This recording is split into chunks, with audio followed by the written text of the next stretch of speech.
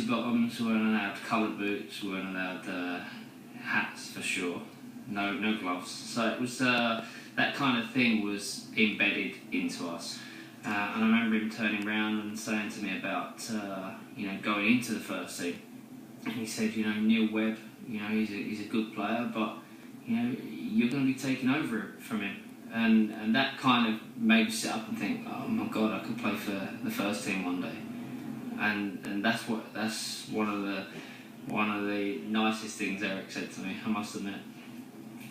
I was nervous. I don't think I spoke for a couple of years to many of the players. I only spoke when I was told to, or I was asked a question. That's the only time that I kind of spoke. But then you had great characters like one of the best, if not the best midfielder that I've played with, Roy Keane. When you've got players like that and characters like that in the team, you don't want to say anything really.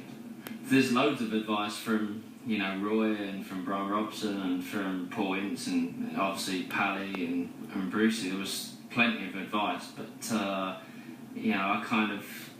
listened to it, but I kind of didn't hear it. It was one of those where they were telling me something, but I was just like, oh my God, Roy Keane's talking to me.